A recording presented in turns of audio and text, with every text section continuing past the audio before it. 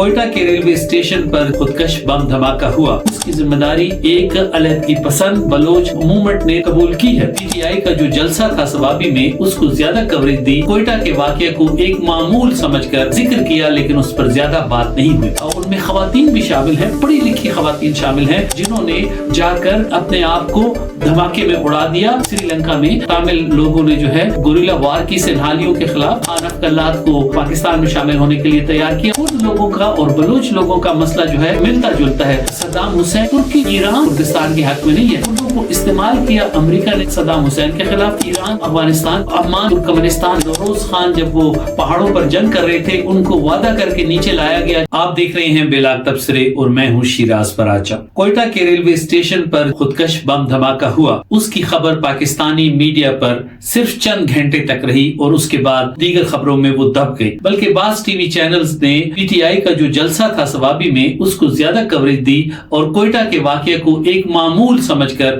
उन्होंने उसका जिक्र किया, लेकिन उस पर ज्यादा बात नहीं हुई। हमें ये देखना है कि ये जो ताजा तरीन वाकया हुआ है, इसमें एक खुदकश बमबार ने वहां पे जाके बम फोड़ा है, जिसके नतीजे में 31 अफराद जान बहक और दर्जनों जख्मी हैं। हो सकता है कि हलाकतों की तादाद ज्यादा हो जाए जब तक ये वीडियो आप देखें। तो इस बात पर गौर करने की जरूरत है, सोचने की जरूरत है कि ये धमाका खुदकश बमबार ने किया है और इससे पहले भी खुदकश बमबार इस किस्म के वाकयात कर चुके हैं, इस किस्म के धमाके कर चुके हैं। आम तासुर ये है कि ये जो खुदकश होते हैं, हमला जो लोग करते हैं, वो मजहबी होते हैं, मजहबी जुनूनी होते हैं और उनको इतना ब्रेन वॉश कर दिया गया होता है कि वो अपनी जान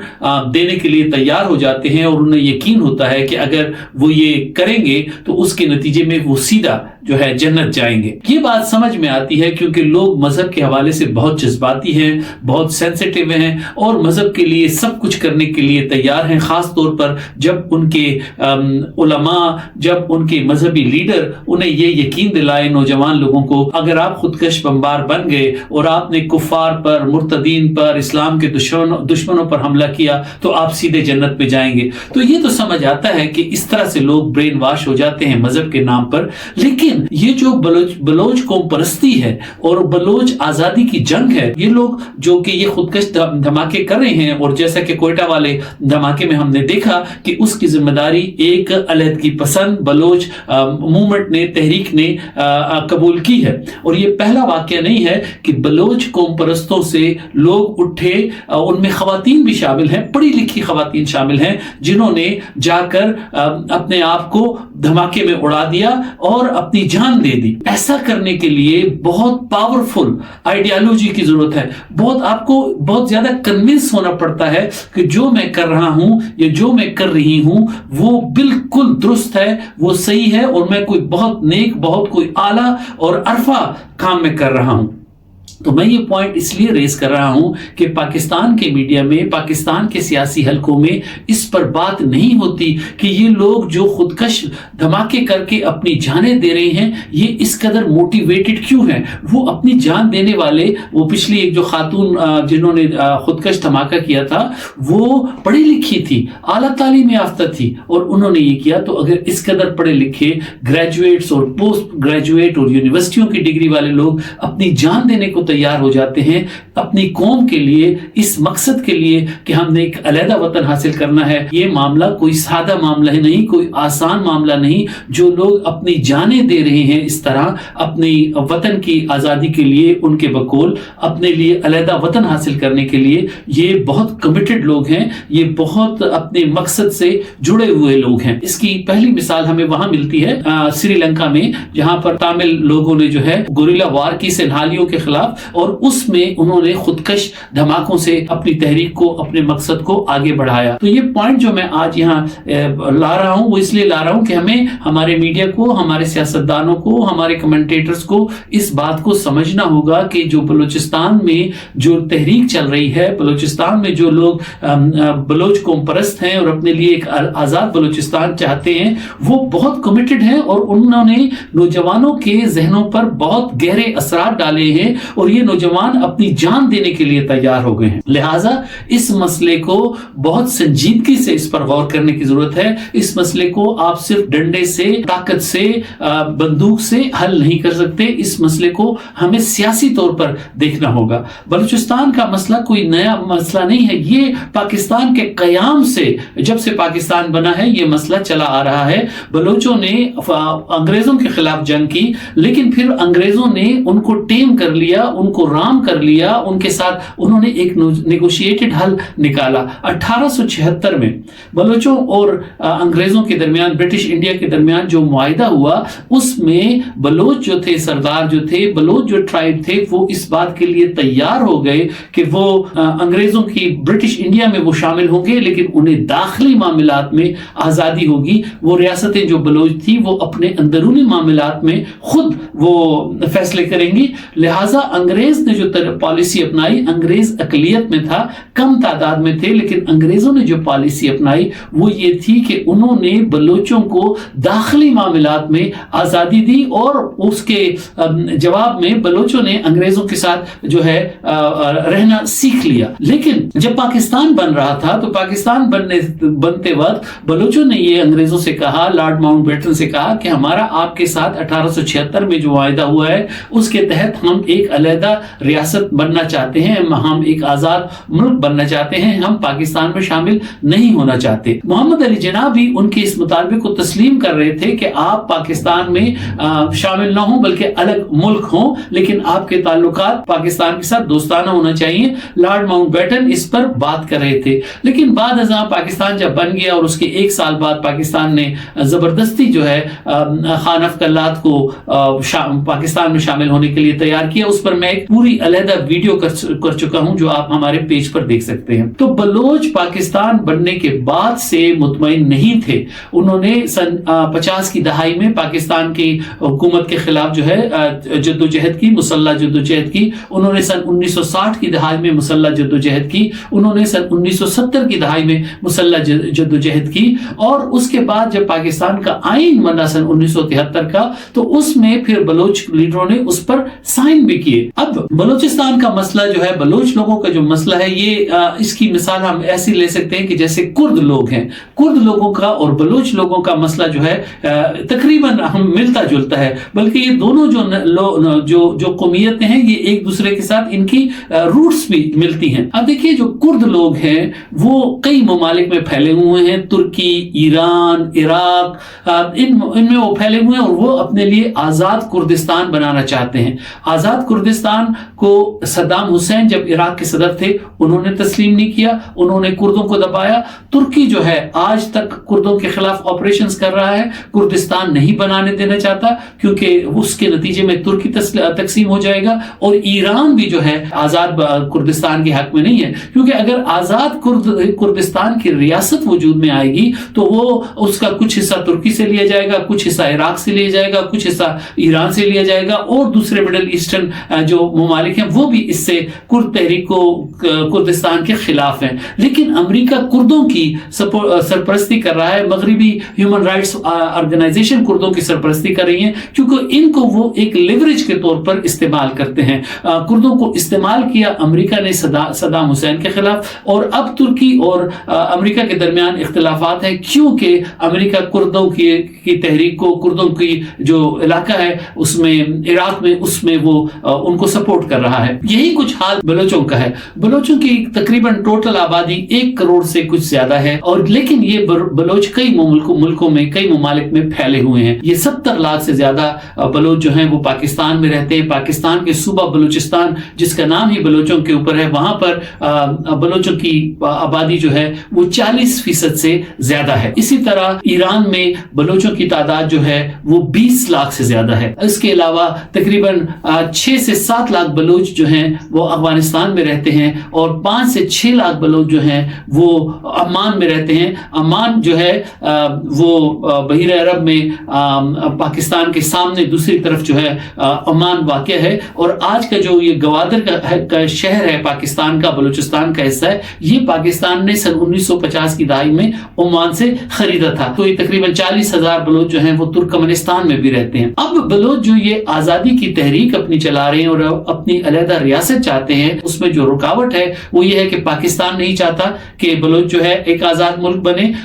ایران بالکل نہیں چاہتا کہ اس کا صوبہ سستان اور جہاں پر بلوچ رہتے ہیں وہ اس سے الگ کر کے اپنا الگ ملک بنائے۔ افغانستان آلریڈی وہاں پر انسٹیبلٹی ہے، وہاں پر کوئی پراپر اسٹیٹ سسٹم نہیں ہے، لیکن افغان بھی نہیں چاہیں گے کہ بلوچ جو ہے کوئی علیحدہ ریاست بنائے، اور عمان کی بھی وہاں پر بھی ایک آٹوکریٹک حکومت ہے۔ تو بلوچ لوگوں کا مسئلہ کردوں کی طرح ہے کہ وہاں یہ جو ہے 3-4 ملکوں میں یہ لوگ پھیلے ہوئے ہیں اور یہ چاہتے ہیں کہ ہم اپنی علیحدہ ریاست بنائیں، لیکن یہ 3-4 ریاستیں جو ہیں یہ نہیں چاہیں گی کہ بلوچ جو ہیں وہ اپنے لیے علیحدہ ملک بنائیں۔ لیکن یہ جو بلوچ علیحدگی پسند تحریک ہے، اس کی حمایت مغربی ممالک میں سے کی جا رہی ہے، اس کی حمایت ہندوستان کر رہا ہے۔ ہندوستان اس لیے علیحدگی پسندی کی حمایت کر رہا ہے کیونکہ اس کے نتیجے میں پاکستان پر دباؤ پڑتا ہے اور ہندوستان اپنے سیاسی مقاصد حاصل کرتا ہے بلوچ علیحدگی پسندوں کی حمایت کر کے۔ ہندوستان بھی جانتا ہے کہ بلوچ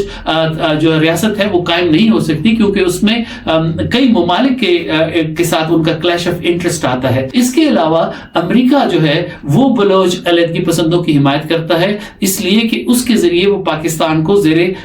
دباؤ لا سکتا ہے، اس کے ذریعے وہ ایران کو زیر دباؤ لا سکتا ہے۔ تو یہ مغربی ممالک، امریکہ اور مغربی یورپ کے ممالک جو ہیں وہ بلوچوں کی علیحدگی پسند تحریکوں کی سرپرستی کرتے ہیں، ان کی حمایت کرتے ہیں، اور اس کا مقصد جو ہے وہ سیاسی لیوریج حاصل کرتے ہیں، پریشر ڈالتے ہیں پاکستان پر، ایران پر۔ پاکستان نے آج تک جو بلوچوں کا مسئلہ ہے اس کو صرف زور زبردستی سے حل کرنے کی کوشش کی ہے۔ میں نے شروع میں کہا کہ پاکستان کے ساتھ شامل ہونے کے لیے تیار نہیں تھے، ان کو زبردستی شامل کیا گیا۔ اس کے بعد پاکستان نے فوجی کارروائیاں کی، بلوچ لیڈر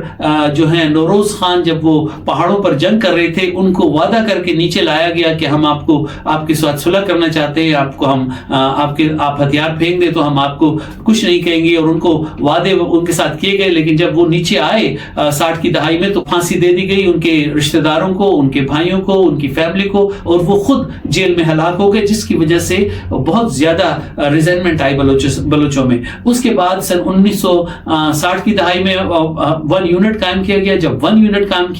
کیا گیا تو پورے پاکستان میں بے چینی تھی، لیکن بلوچستان میں بہت زیادہ بے چینی تھی کیونکہ بلوچ سمجھتے تھے کہ ان کی شناخت ان سے چھین لی گئی ہے۔ سن 1970 کی دہائی میں بلوچ اس لیے اٹھ کھڑے ہوئے کیونکہ وہ یہ کہتے تھے کہ جو وسائل ہیں اس میں ہمارا حصہ ہمیں نہیں دیا جا رہا اور ہمارے ساتھ جو ہے برابری کا سلوک نہیں کیا جا رہا۔ ذوالفقار علی بھٹو صاحب نے سرداری نظام ختم کیا جس سے بلوچ سردار جو تھے وہ بہت ناراض تھے۔ تو بلوچستان کی پاکستان سے جو شکایات ہیں وہ اس لحاظ سے جینون ہے کہ پاکستان نے بلوچستان کے مسئلے کو طاقت کے ذریعے، فورس کے ذریعے حل کرنے کی کوشش کی اور بلوچوں کے جو جائز مسائل تھے ان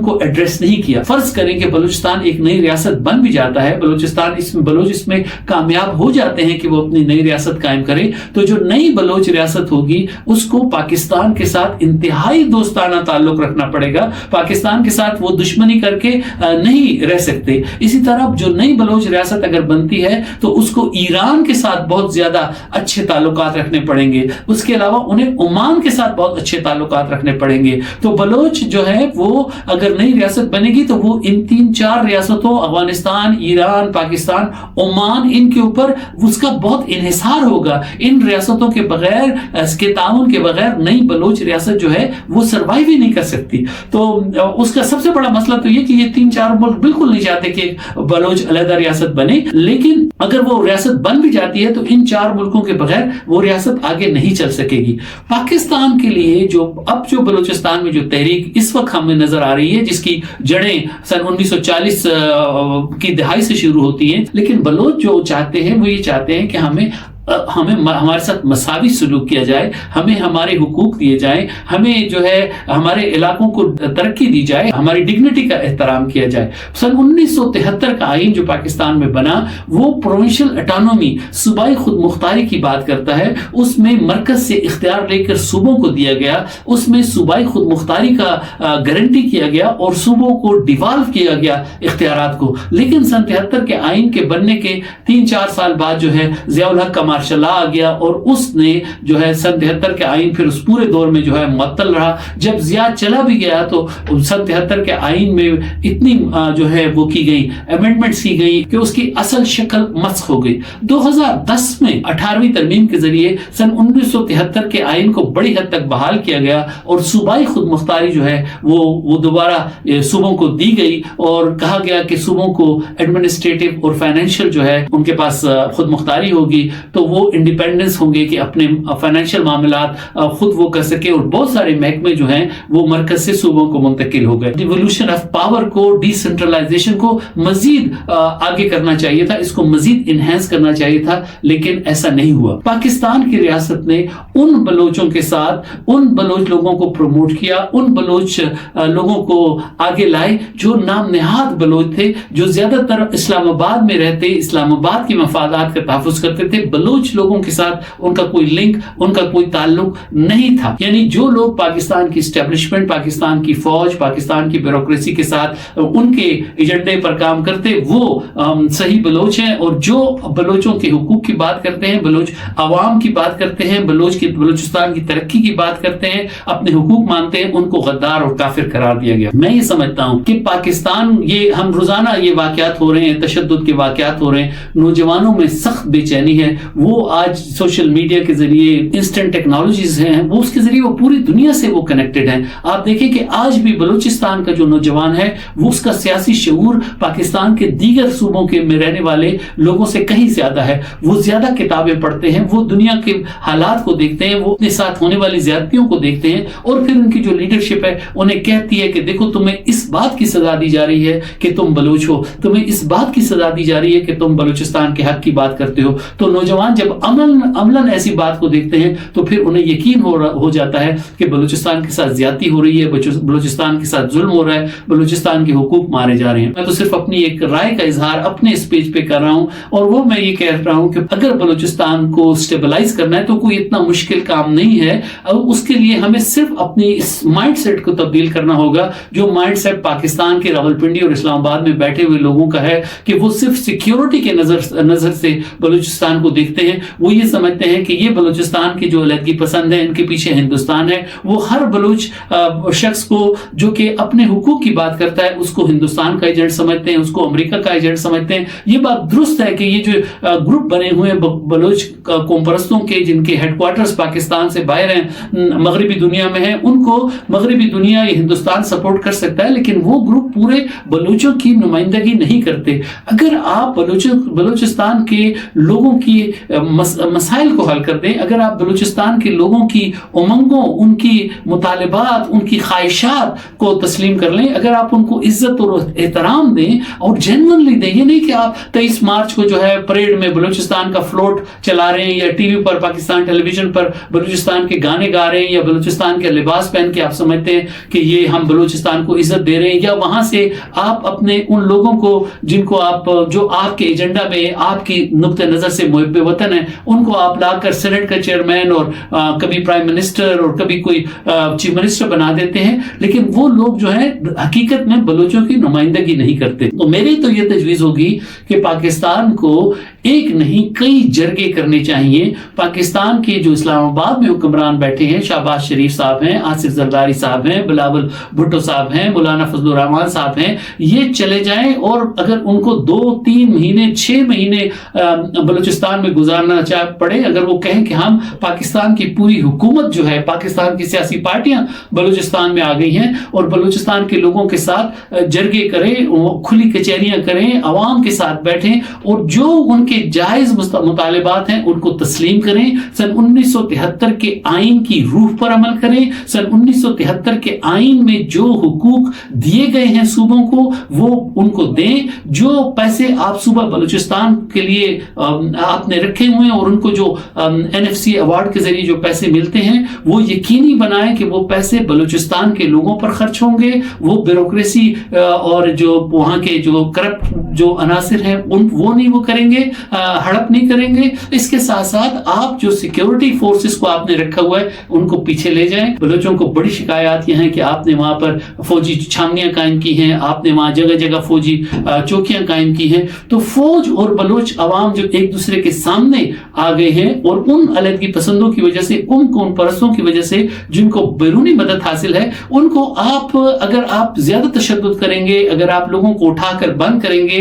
اگر آپ لوگوں کو ایکسٹرا جوڈیشل کلنگ کریں گے، اگر آپ ان کو غائب کریں گے، اگر آپ ان پر تشدد کریں گے، جواب میں وہ تشدد کریں گے اور وہ نوجوانوں کو تیار کریں گے کہ وہ اس قدر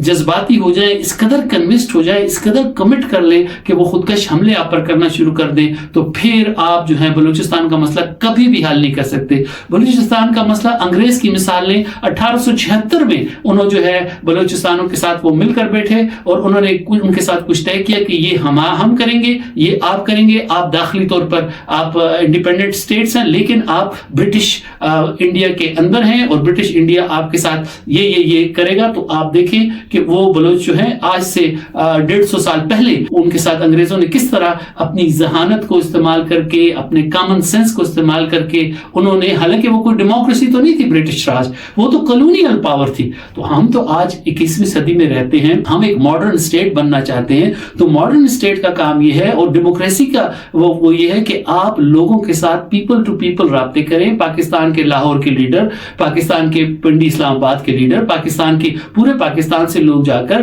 بلوچستان میں مہینے میں 1 ہفتہ تو آپ وہاں گزاریں، آپ بلوچستان کے چھوٹے چھوٹے شہروں علاقوں میں جائیں اور اس کو صرف لا اینڈ آرڈر کے نقطۂ نظر سے حل نہ کریں۔ جب آپ لوگوں کے مسائل حل کر دیں گے، لوگوں کی خواہشات پوری کریں گے، لوگوں کو عزت دیں گے، لوگوں کو احترام دیں گے، لوگوں کو احساس ہوگا کہ وہ پاکستان کا حصہ ہیں۔ پاکستان کو صرف قومی ترانوں سے تو مضبوط نہیں ہو سکتا، پاکستان صرف گیت گانے سے تو مضبوط نہیں ہو سکتا، صرف زبانی کلامی باتیں کرنے سے مضبوط نہیں ہو سکتا، پاکستان اس طرح مضبوط نہیں ہو سکتا کہ آپ اپنے کرائے کے لوگوں کو سیاستدان بنا کر ان کو سینٹ اور قومی اسمبلیوں میں لے آئیں اور ان کو وزارتیں دے دیں اور کہیں کہ بلوچستان کی بڑی نمائندگی ہے۔ نہیں، ایسا نہیں۔ آپ نے دیکھا قاضی فائز عیسیٰ پاکستان کے چیف جسٹس ہیں، وہ پاکستان کے لیے